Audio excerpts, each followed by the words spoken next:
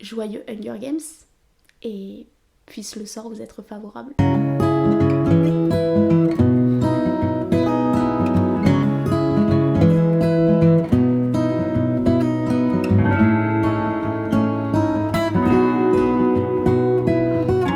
Bonjour à toutes et à tous et bienvenue dans cette nouvelle vidéo. Aujourd'hui on se retrouve pour parler du dernier tome de la saga Hunger Games, Lever de soleil sur la moisson. Cette vidéo sera composée de deux parties, une sans spoiler si vous n'avez toujours pas lu ce livre, et une avec, pour que je puisse vous donner mon avis de manière un peu plus exhaustive. D'ores et déjà, n'hésitez pas à me dire si vous êtes procuré le dernier tome, si vous l'avez lu, si vous l'avez aimé ou pas, ou alors si vous êtes complètement étranger à la saga Hunger Games. On va commencer par une petite contextualisation. Je pense que beaucoup d'entre vous connaissent la saga, que ce soit à travers les livres ou bien les films, mais peut-être que certains d'entre vous n'en ont jamais entendu parler ou ne se sont jamais plongés dans cet univers. Hunger Games, c'est d'abord une trilogie de romans dystopiques adolescents. On se trouve dans une version futuriste des États-Unis qui est partagée maintenant en districts, régions, j'ai envie de dire. Le 1 étant le plus riche, le 12 étant le plus pauvre de tous, et tout ce beau monde est dirigé par le Capitole. Chaque année est organisée les Hunger Games, une émission de télévision où 24 adolescents entre 12 et 18 ans sont envoyés dans une arène pour s'entretuer jusqu'à ce qu'il n'en reste plus qu'un. C'est la punition qui a été trouvée par le Capitole pour faire payer les districts qui leur ont tout simplement mené la guerre il y a des années. Le premier tome commence le jour du tirage au sort des tribus, donc des adolescents qui vont être envoyés dans l'arène des 74e Hunger Games. Et dans le district 12, c'est Peeta Mellark et Katniss Everdeen qui vont être choisis. De là s'ensuit donc tout un tas de péripéties qui vont mettre à mal le pouvoir du Capitole, surtout celui du président Coriolanus Snow. Bref, voilà pour le pitch. Il faut savoir que le premier tome a été publié en 2008, le deuxième 2009, le troisième 2010, et qui ont été tous les trois adaptés respectivement en 2012, 2013, et le dernier livre qui va être adapté en deux parties, qui sont sortis en 2014 et en 2015. Ça, voyez-vous, c'est un petit peu la première era Hunger Games. Seulement voilà, en 2020, Suzanne Collins, qui est l'autrice de la trilogie, va annoncer la publication d'un spin-off. Il s'agit de la balade du serpent et de l'oiseau chanteur, qui raconte l'histoire des 10e Hunger Games,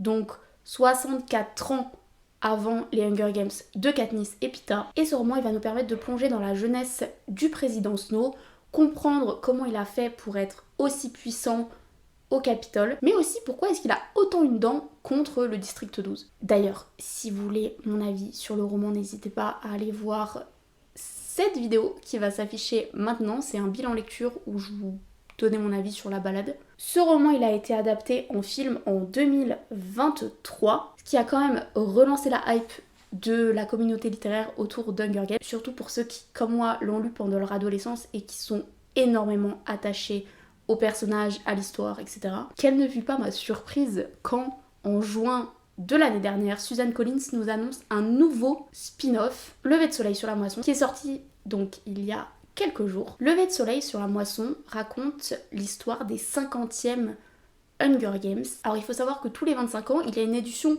plus des Hunger Games qui s'appelle les jeux de l'expiation, où à chaque fois il y a une nouvelle règle qui va être mise en vigueur. Et pour les 50e, ce n'est plus 24 tribus qui ont été moissonnées, mais 48. Ce qui est énorme. Les chances de survie sont nulles, quasiment. Le vainqueur des 50e Hunger Games, on le connaît déjà dans la trilogie principale, puisqu'il s'agit de Haymitch Abernathy, un tribut du district 12, et qui va être le mentor de Katniss et Peeta. On va suivre ses jeux à lui, comment est-ce qu'il a fait pour survivre à cette édition spéciale des Hunger Games. On va expliquer son parcours, mais aussi comment il a fait pour devenir la personne qu'il est dans la trilogie principale. Et on va pas se mentir, au début de la trilogie, Katniss le décrit de manière assez peu flatteuse, puisqu'on apprend qu'il est alcoolique et qu'il est pas forcément très investi dans son rôle de mentor. Peut-être que son histoire absolument horrible et traumatisante l'excuse un petit peu. Moi je pense que oui. Avant de passer en spoiler, je vais vous donner les raisons pour lesquelles vous devez absolument lire Lever de soleil sur la moisson. Bon déjà, ceux qui ont lu la trilogie principale et qui sont fans du personnage d'Haymitch, je pense que vous avez tous sauté sur ce livre. Si c'est pas le cas, allez-y, vous allez retrouver Haymitch comme vous ne l'avez presque jamais vu. Il est jeune, il est arrogant, il est encore plus en colère contre le Capitole que Katniss. Enfin, en tout cas, c'est comme ça que je l'ai ressenti. Il est prêt à tout pour faire capoter les 50e Hunger Games et pour faire capoter le concept des Hunger Games tout court. Si vous avez adoré La balade du serpent et de l'oiseau chanteur, je pense que ce nouveau spin-off va aussi énormément vous plaire puisqu'on voit un petit peu les backstage de la trilogie principale. Là, le président Snow, il est au pic, je pense, de sa carrière, de son influence. Rien, ou à peu près rien, ne peut le faire trembler. Pour les fans de dystopie et d'intrigues très très politiques, je pense que vous allez être servis, puisque déjà que la trilogie de base est assez orientée justement sur la politique, le pouvoir de la propagande des médias dans les dictatures mais aussi dans les révolutions. Mais là je pense qu'on est vraiment à un point encore supérieur. Franchement ça remet pas mal de choses en question. Et Suzanne Collins s'est clairement inspirée de climat actuel extrêmement anxiogène pour nous pondre une œuvre de science-fiction, de dystopie très balèze. Très très balèze dans ce qu'elle porte comme message, très balèze dans les choses qu'elle dénonce. On va aussi retrouver d'autres personnages à part Haymitch et le président Snow qu'on voit dans la trilogie originale, donc ça fait un petit peu de nostalgie, on est content de les revoir. Et si vous pensiez tout savoir sur les jeux de Haymitch, puisque dans le tome 2 de la trilogie principale, L'Embrasement, Katniss et Peeta vont visionner la cassette des jeux d'Haymitch, sachez que ce qui vous est montré n'est que le 10e de ce qui s'est vraiment passé. Bref, si vous n'avez toujours pas sauté le pas et que vous n'avez pas lu Lever de soleil sur la moisson, je vous le conseille vraiment énormément. Je l'ai beaucoup aimé. J'en suis même à me demander au final quel roman de Hunger Games je préfère, parce que dans la trilogie principale, mon préféré c'est le deuxième, c'est L'Embrasement. Mais là, avec La balade du serpent et de l'oiseau chanteur et Lever de soleil sur la moisson, je me mets à hésiter quand même. Je trouve que Lever de soleil sur la moisson et Hunger Games, L'Embrasement, vont assez de pair ensemble. Les deux tomes vont fonctionner un petit peu en miroir et c'est ce que j'ai absolument adoré. Bref, c'était absolument trop cool et je pense que je peux pas vraiment plus vous en dire sans spoiler, donc on va passer directement à la partie spoiler.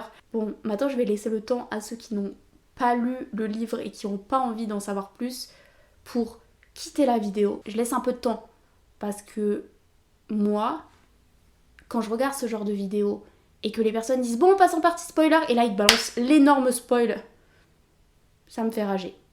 Donc, je pars du principe que là, normalement, vous avez eu le temps de récupérer votre téléphone qui traîne à l'autre bout de la pièce pour éteindre. Je vais commencer par vous dire un petit peu ce que j'attendais, moi, de ce livre, puisque tout le monde avait beaucoup de théories. Il y en a certaines auxquelles je croyais, il y en a certaines auxquelles je croyais pas du tout. Et même, il y a des choses qui me paraissaient plausibles, mais que j'avais peut-être pas forcément envie de voir dans ce tome-là. Première chose, je voulais que le récit soit fidèle à ce qu'on sait des jeux de Haymitch dans L'Embrasement. Comme je vous l'ai dit dans le 2, Katniss et Peeta vont visionner les jeux d'Haymitch et j'avais pas très envie qu'on ait des incohérences. Donc des scènes qui étaient dans L'Embrasement et qui n'allaient au final pas se retrouver dans Lever de soleil sur la moisson. Ça peut paraître tout bête, mais étant une fan, par exemple, d'Harry Potter et ayant vu les Animaux Fantastiques, je peux vous jurer que parfois le canon, c'est un peu pour les chiens. Voilà. Chose qui a été absolument respectée puisque après avoir fini le livre d'Haymitch, j'ai relu le passage dans L'Embrasement et tout collé absolument. Alors vous allez me dire pourquoi est-ce que j'ai pas relu le passage avant de lire le livre? Et bien tout simplement parce que je l'avais un petit peu oublié, que je me suis dit que ça pourrait me surprendre. Et effectivement c'est sûr que la mort de Maisie Lee, j'avais oublié comment elle se déroulait. Et donc du coup, quand je l'ai lu, j'ai été méga surprise. Pas dans le sens où je m'attendais pas à ce qu'elle meure. Évidemment que Haymitch étant le seul gagnant, elle allait finir par mourir, mais c'est vrai que à ce moment-là, je m'y attendais pas. D'ailleurs, je trouve que le passage du visionnage des jeux d'Haymitch dans l'embrasement est extrêmement fin, puisque au final, Peeta et Katniss se font autant rouler dans la farine que toutes les personnes qui ont regardé en direct les jeux de Haymitch, puisque, vous le savez, beaucoup de choses ont été trafiquées, supprimées, et c'est sûr que la vision qui a été montrée et le fait que Katniss dise « Ah oui, Haymitch, vraiment trop badass le mec, il s'en fout de tout le monde, il dit que les carrières sont cons, etc. » Alors oui, mais il n'est pas aussi égoïste qu'on a voulu le faire croire en fait. Voilà, première chose, je m'attendais à ce que ce soit fidèle au canon. D'ailleurs, tous les événements qui se déroulent ne contredisent jamais le canon. Ou alors, si vous avez remarqué des incohérences, n'hésitez pas à me les mettre en commentaire parce que je n'ai rien vu. Je m'attendais aussi évidemment à retrouver le président Snow, la version qui est entre le vieillard que nous on a connu dans la trilogie principale et le jeune homme presque sympathique, au début du moins, de la balade du serpent et de l'oiseau chanteur. Bon là on nous a servi une version de Snow absolument abjecte mais fidèle. On voit qu'il est toujours affecté par son histoire avec Lucy Gray qu'on a vu dans son spin-off à lui, puisque quand il a son petit tête-à-tête avec Haymitch, il comprend tout de suite que sa petite amie est une Covey et il lui déroule un peu le truc, genre je connais, j'ai pratiqué ces filles-là et tu vas te faire briser le cœur, etc. Bon, au final, Haymitch, son cœur, il a été plus brisé à cause de Snow qu'à cause de Léonore Dove. D'ailleurs, on va en venir à autre chose que j'attendais, c'était pas la présence de Lucy Gray parce que je me doutais qu'elle serait pas là et j'aurais été très déçue si elle apparaissait devant Haymitch en mode « Bonjour, je suis ta mentor ». Ça n'aurait eu aucun sens. Mais le fait qu'on ait des nouvelles des Covey, que le personnage de Léonore Dove soit un petit peu inspiré de Lucy Gray, j'ai trouvé ça assez sympa. Surtout que du coup ça crée une connexion ou un lien entre Haymitch et Snow que j'ai trouvé assez intéressant. Je m'attendais aussi et j'espérais qu'on ait des personnages de la trilogie principale en dehors d'Haymitch qui arriveraient et ça a été le cas. Je veux dire, j'ai absolument bondi au plafond quand Mags et Wiress sont arrivés parce que pour le coup, je m'attendais absolument pas à ce que ce soit elles les mentors d'Haymitch et au final, je me suis dit oui, bah ça explique le lien un petit peu sous-entendu par Haymitch dans le 2 entre lui et Mags. Et quand j'ai vu Wiress arriver, je me suis dit, bon, ok, elle est là.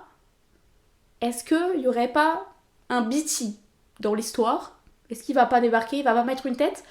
Il a fait plus que mettre une tête, ok. C'est littéralement lui qui a échafaudé tout un plan pour détruire la reine, ce qui est quand même assez fou. Et d'ailleurs, le fait que son fils ait été moissonné, encore une fois, les moissons dans ce tome, plus pipé que ça n'existe pas. Parce que bon, dans la trilogie principale, au moins, Katniss, elle se porte volontaire. Donc ok, c'est pas la personne qui a été moissonnée qui va au Hunger Games, mais là, le fait que Snow, voulant punir Beetee, a fait « Oh, comme par hasard, c'est votre fils qui est moissonné, il va aller se faire tuer ». J'ai trouvé ça assez horrible, mais assez bien vu de la part de Snow. Pareil, la moisson d'Haymitch. Parce que, vu qu'on sait qu'il va participer au Hunger Games, on pensait savoir comment allait se dérouler la moisson. C'est-à-dire, c'est ton anniversaire, c'est triste, la nana, la Effie première génération, va mettre la main dans le pot, elle va ouvrir, elle va dire « Haymitch Abernathy ». Non.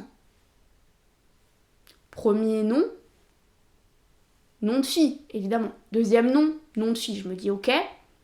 Donc il y a Maisie Lee qui a été tirée au sort et Luella. Pour le coup, Luella, on ne connaissait pas du tout ce personnage, mais Maisie Lee était évoquée dans la trilogie principale, puisque c'est à elle qu'appartient la broche du Gemme au cœur qui va être donnée à Katniss dans le 1, juste avant sa moisson. Bref. Donc on s'y attend. Et là, premier garçon, Wyatt, ok, on connaît pas, c'est lui, nouveau perso. Et là, bêtement, et je pense que vous aussi, quand elle a sorti le deuxième papier, je m'apprêtais à lire Haymitch. Et là, je vois que c'est un autre nom. Donc je me dis, oula, qu'est-ce qui se passe? Et là, quand je le vois d'étaler, je me dis, ok, bon, il a fui, ils vont jamais le retrouver, et du coup, ils vont devoir tirer un deuxième nom, un autre deuxième nom. Et là, ce sera Haymitch. Sauf que bon, ils lui ont tiré une balle dans la tête, donc le mec a pas d'étalé très très longtemps. Et là, je vois la scène de Léonore Dove qui commence à aller aider la mère du garçon, etc. Et je vois pas trop le rapport. Quand Haymitch commence à vouloir foutre la merde, je me dis, ah oui, d'accord, bon, ben... Beatty n'a pas été le seul à être puni de son audace. Et c'est ça qui rend, selon moi, la moisson d'Haymitch aussi iconique que la moisson de Katniss, c'est que le mec n'a jamais été tiré au sort en fait. Et après, toute la mise en scène, on vire le cadavre, on enlève le sang et tous les gens qui sont du coup tachés de sang et qui vont montrer à la caméra qu'il y a un truc quand même pas net qui s'est passé. Ces gens-là sont virés et le caméraman dit ouais, on refait. On refait la moisson et on fait genre que c'est Haymitch qui a été tiré au sort. Ce que d'ailleurs tout le monde a vu. Ce que Katniss, dans l'embrasement, a vu. Et à aucun moment, on voit l'envers du décor. Et j'ai trouvé ça horrible parce que du coup, on donne une vision d'Haymitch complètement fausse, complètement pipée. Et c'est ça que j'ai adoré dans ce tome, c'est que on pensait quasiment tout savoir sur Haymitch. Et au final, on se rend compte que, on a été berné comme les autres, quoi. On pense que c'est juste un mec qui s'en fout. Dans la trilogie principale, on pense que c'est juste un alcoolique qui en a un peu rien à faire des tribus. Or, c'est pas du tout le cas, en fait.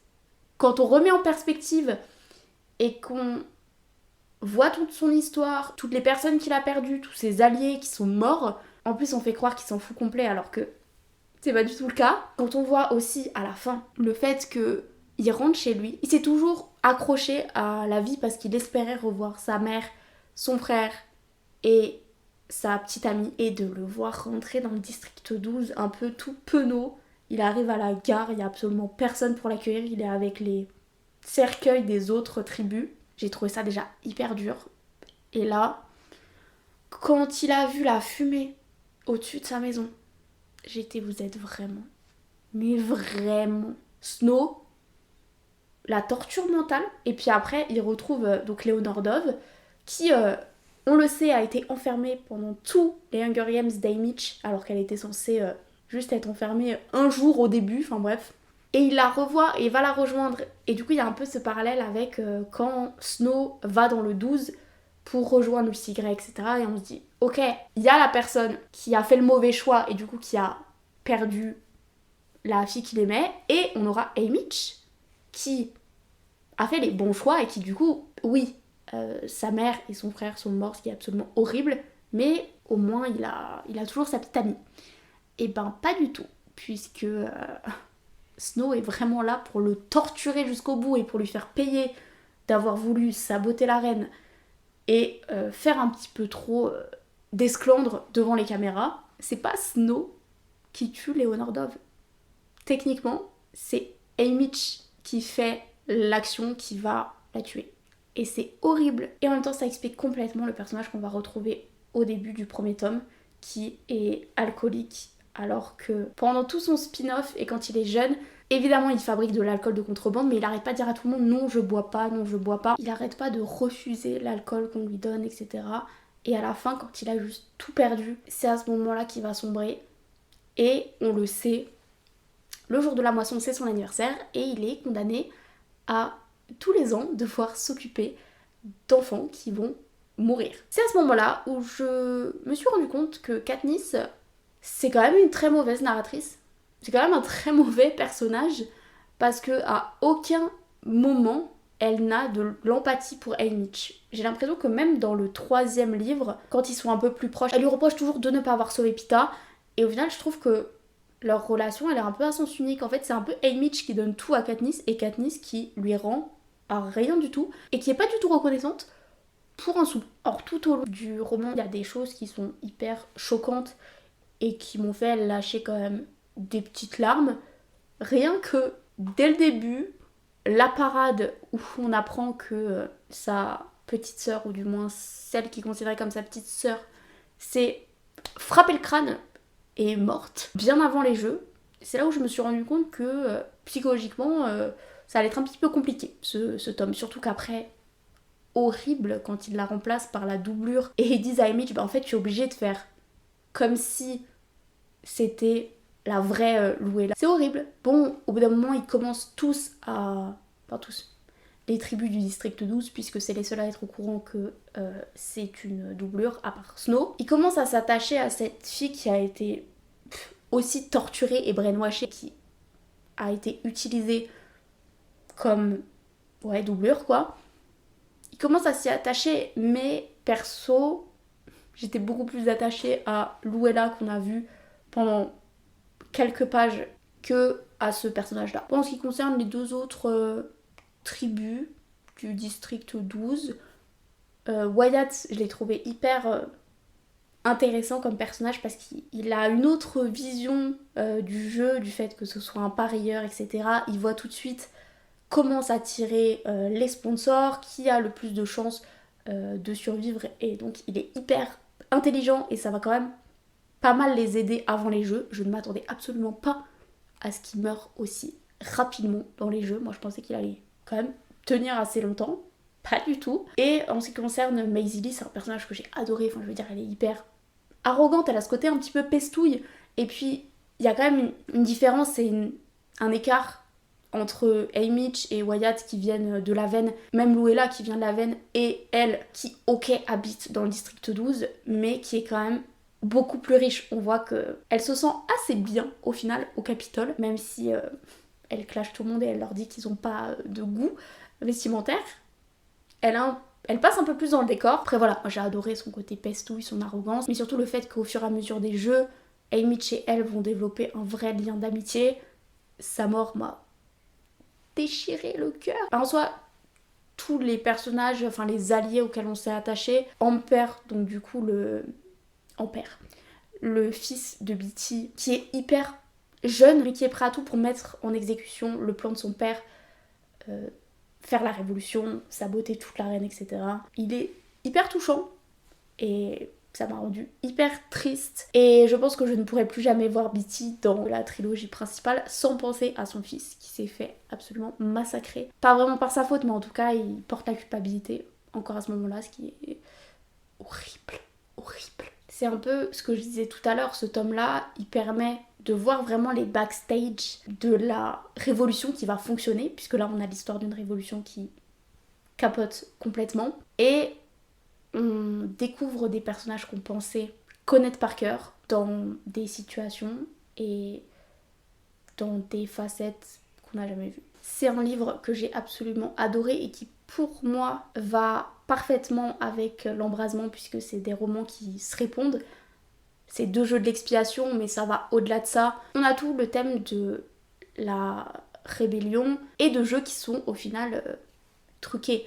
Alors dans les 50e Hunger Games, ils sont truqués par le Capitole et les tentatives de ruiner la reine et de ruiner les jeux n'aboutissent pas.